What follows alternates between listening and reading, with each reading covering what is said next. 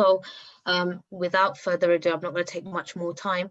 I would like to introduce our first speaker, who has been a very close sevak of Srila Gurudev. He's traveled the world with Srila Gurudev. He's been his personal cook, and I've actually tasted some of his food, so it's super, super amazing. I love it.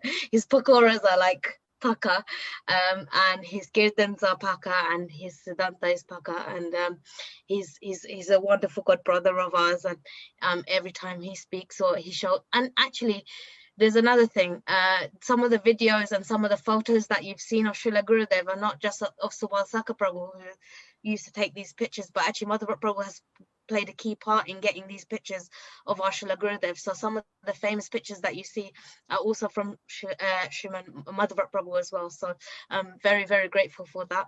And without further ado, or without taking much of your time, I would like to introduce our first speaker, which is our Sriman Madhuvrata Prabhu. Hare Krishna. So thanks for that build up. Now I have to kind of live up to that. Big expectation. But yeah, so thank you for asking me to speak. It's a great honor to be representing Srila Gurudev as his aspiring disciple. But first of all, I just say my pranams. Om Jnana Timirandasya Gyananjana Shalakaya Chakshurunmilitam Jayana Tasmai Shri Gurave Namo Namoram Vishnu Padaya Radhikaye Priyatmane Shri Srimad Bhakti-Vedanta Narayan Iti Namane Vancha Kalpatarubhyascha Kripa Sindhu Devacha Patitanam Pavanebhyo Vaishnavebhyo. So Dandavat pranams to all those online, and I'd like to say thank you for asking me to speak. It's a great honor. So I thought, because of this time of year, actually, I think I just realized having to think of something to say, because obviously there's so many things to say that almost becomes kind of like an obstacle to knowing what to say. It's almost like you look at all the books in the library, all of the Krishna books we have, and you think, well, there's so many of them, I don't know which one to read. So in a similar way, it's like Srila Gurudev. It's like, well, such a condensed experience I think we all had with Srila Gurudev, that and so many things happened in that time frame that it's difficult to sort of, know what to actually focus on. And but this is also, I believe, we're glorifying Srila Prabhupada and also Srila Vaman Gosvami Maharaj, right? So if possible. So as it's this time of year, I've been remembering how I actually met Srila Gurudev. So I thought that might be, it's like a personal thing. But hopefully, like Srila Gurudev's glories will come across in that story as well.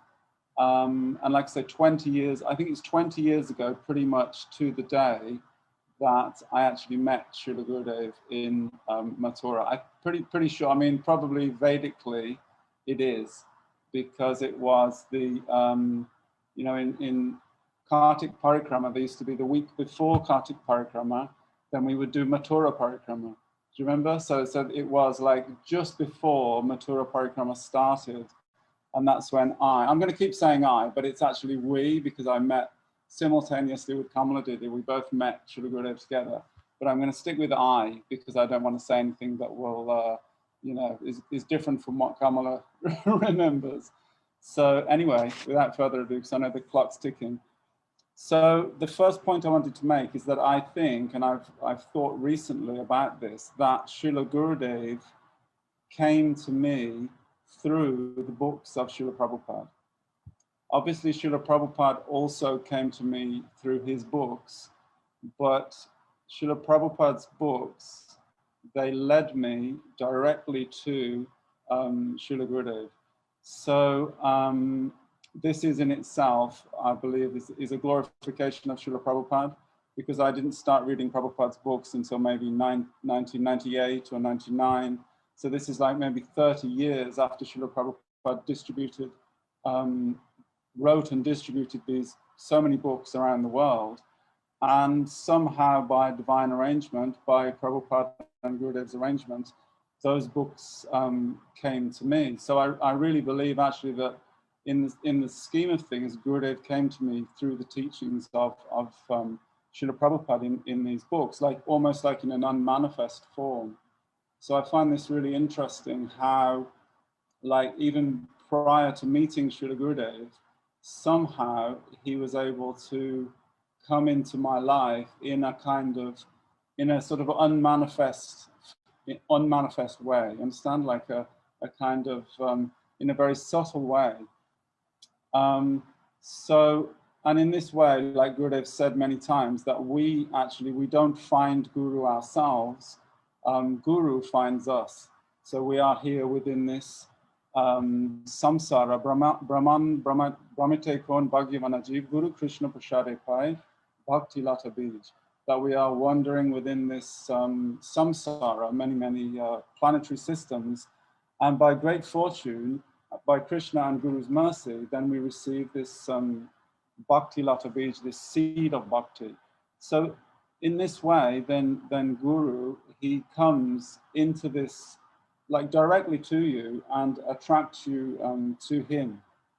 So I'm just going to tell a little bit about the very mystical and magical way that Srila Gurudev kind of came into my life through Srila Prabhupada's books. So there was a place where I used to live before I met Gurudev in England, very small village. And there was a charity shop there. Some of you may have heard the story before, so bear with me. And every time I went into this charity shop, there'd be like one book of Srila Prabhupada's. So I was buying those kind of books in those days, all kinds of different New Age books about Buddhism, this, and I was reading a lot. And so I bought that first book, took it home, read it, and then when I'd go back to that shop, there'd be another one, like would appear, like magically, like anyone remember Mr. Ben and his magical shop? It was a bit like that. So every time I'd read that book and I'd go in, there'd be another amazing book. And so I got all the kind of smaller books of Srila Prabhupada, and then I got Bhagavad-gita, then I got Krishna book.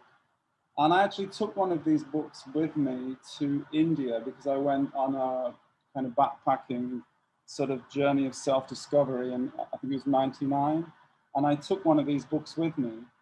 And I remember sitting in this huge temple in South India, in Madurai, kind of lost. And I was looking at everything that was going on in this temple. It's completely, so many demigods, like millions and millions of demigods, and so much puja going on, like huge Shiva's bull being bathed, and so people throwing bits of rice at this deity, and it was complete.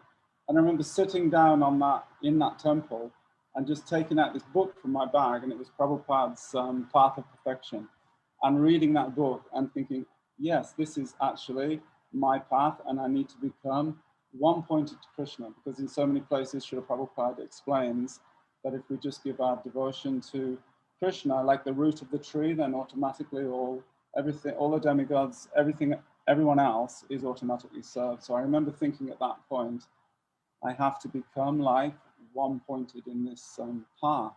So this temple, quite an amazing place if anybody ever gets to go there.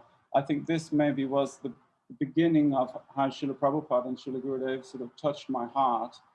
And then when I came back to England, then I continued to get these books. These books kept appearing until finally, then I met the disciples of Srila Gurudev at a festival, at a few festivals actually. So then what happened is we received a couple of books from Sri Parashara Maharaj at these festivals. But then when I returned back to where I was living in this village, very mystically, then I went to that second-hand shop again, and what should be there but Gurudev's Going Beyond Vaikuntha. So I know Shamarani Didi loves this story because it's kind of, but it was very mystical, and I still don't know to this day how it got there, or maybe somebody actually planted it there, or I don't know, but it was just seemed to be Srila Gurudev's arrangement, because at that point we were thinking, well, we'd had an invite to go to basically to India to meet Srila Gurudev. And I was in two minds. I was like, well, I could stay here, work on my business, work on my material life, get a bigger house, this and that. And, but then as soon as this book appeared, then I felt like this is Srila Prabhupada and this is Srila Gurudev directly sending me a message that, yes, you should go and meet this personality. So at that point, and I remember the verse actually that I read that made me think that this was the right thing to do at that time. And it's a famous verse, and it's a very high verse. This one, Ha Devi Kaku Baragad Gadayadya Vacha. O Devi Gandharvike, in utter desperation, I throw myself on the ground like a stick, and with a choked voice, humbly implore you to be merciful to this fool and clap me as one of your own. So I took that as, this is a very high prayer by, is it Srila Rupa Goswami? I think, Srila Rupa Goswami. To be like a yes, Rupa Goswami. To me, that I should go and meet this personality, Srila Gurudev. So this was the mystical way I think that Srila Gurudev came to me through Srila Prabhupada's books. And also while I was reading Prabhupada's books, I was thinking, I was reading everywhere, you need a guru, you need a guru. So I was thinking, well, I'm reading your books, you must be my guru. And I was having all kinds of, cosmic realizations from reading Srila Prabhupada's books at that time. But then it was almost like Prabhupada transferred that me over into the guidance of Srila Gurudev. And I know there must have been all sorts of other factors involved, maybe some Sukruti from past lives or whatever, but it all led us to Gurudev's lotus feet. So then that darshan in Mathura, that was probably the most mystical. I mean, I think everybody probably remembers the first time they actually had darshan of Srila Gurudev. So it was still in my mind. It's a very such a powerful impression of first meeting him. And there were some things that I noticed that I just wanted to describe that I remember from that darshan. Like, I don't remember all of it because I was coming completely out of the mode of ignorance at that point, and I literally just was placed in front of Srila Gurudev and was, bewildered. I know Trigandi Maharaj met me at that time, so he can remember what a situation I was in. But as we went into that darshan in Mathura, this was like Gurudev had gone from his unmanifest form in contacting me through books and through dreams and through different experiences. Then Srila Gurudev manifested like externally in the most incredible way. Full of sweetness, I think that would be the first thing to say, and full of joy, because everybody knows who met Srila Gurudev that you would feel just immediately joyous upon meeting Gurudev. And Gurudev also had this amazing atmosphere of majesty. So we should also remember that Guru is who he is. So it's not only sweetness and happiness, but also Gurudev had this gravity and this majestic quality. So I remember feeling very intimidated and going into this darshan. But the atmosphere was just incredible. It was like surcharged with devotion. And it was in that, if anybody wants to go there by mind, it was in that top room in Mathura, in Gurudev's newer room. That's where I first met Gurudev. And I remember the first thing I noticed about Srila Gurudev actually was his disciples.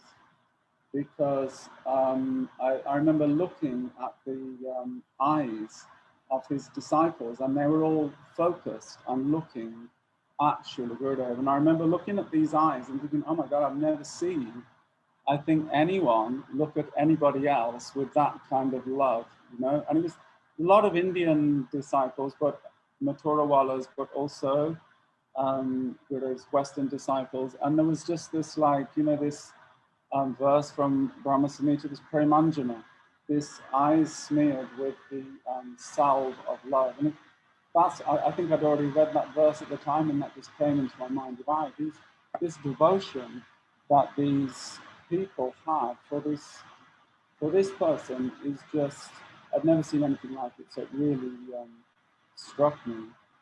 And then looking at Srila Gurudev in the darshan, like I said, his personal effulgence and amazing presence, and I was kind of like pretty much dumbstruck. I didn't know what to say, what to do, and we got pushed right to the front by some Shamala Didi, I think, or somebody, and right to Gurudev's feet. Like I was there, and also Shamala Didi was there, and yeah, and Gurudev just looked at us, and it was like, you know, you just felt like he was just looking right through you, just like seeing everything, all of your faults, all of your whatever, past lives, future lives, I don't know what, but I've never been looked at in any way like that before, or probably since, you know. And he said to us, why have you come like this? And I was like, I don't know. So I just said, oh, we've come to see you. And Gurudev said, very good, very good. And then there was some other thing that went on between Gurudev and Kamala Didi that she can describe, and I can't really remember that much. But then Srila Gurudev said, you should hear from me. So this was the first order, like Srila Gurudev said, you should hear from me. And so after that, then I left that darshan room feeling completely like overwhelmed and kind of blissed out.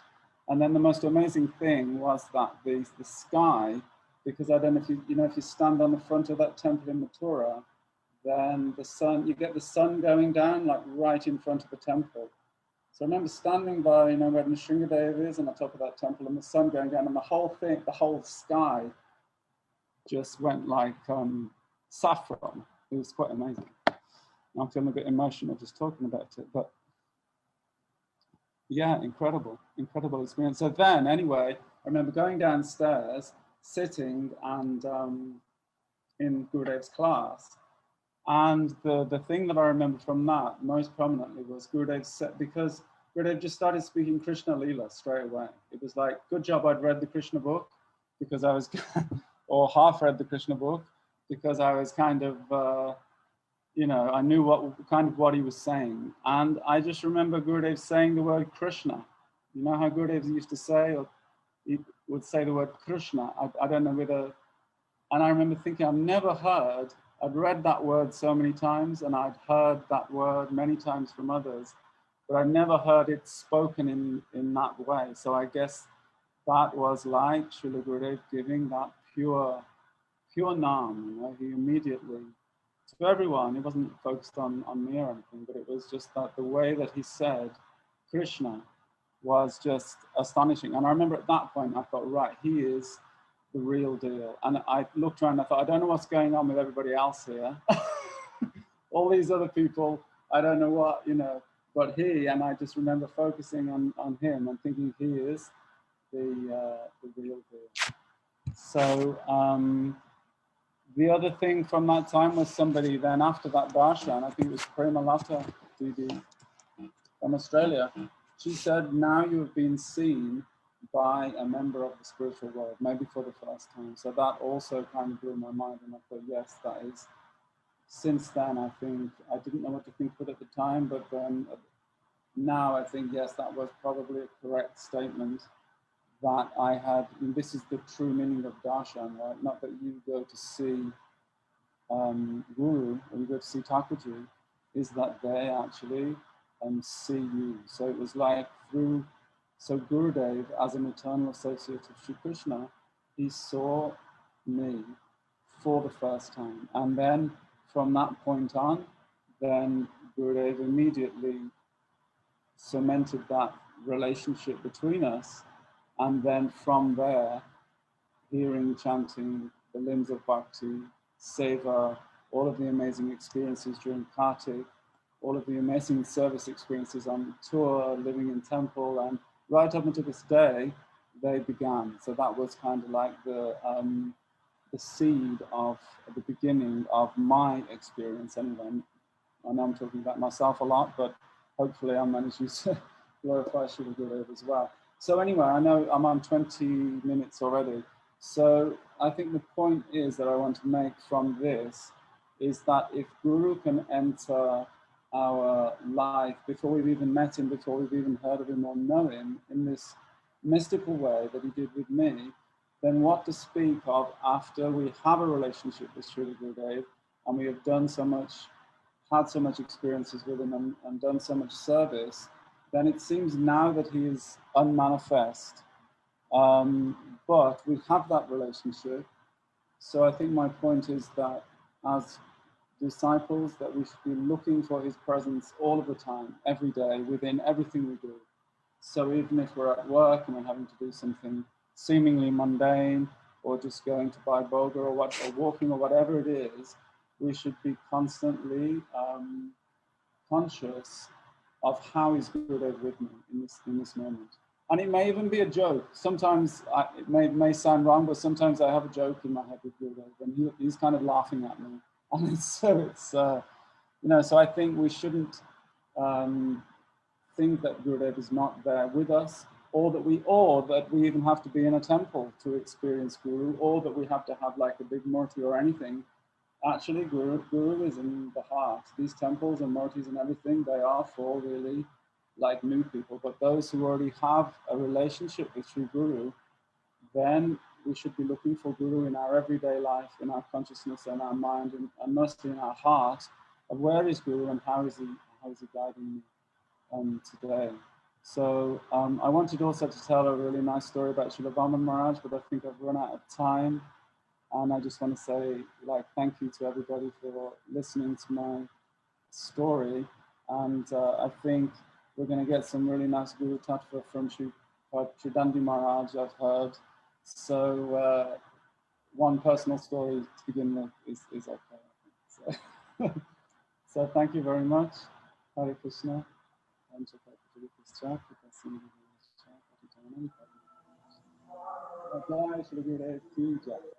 Joy. Joy. Dandavats. Beautiful. Madhuvrata Prabhu, that was absolutely beautiful, and I second what Tridanya Maharaji just said, and it's very interesting. Like last week we heard like that how like a lot of people pray to Srila Gurudev before meeting. A lot of people prayed to Srila Prabhupada before meeting Srila Gurudev.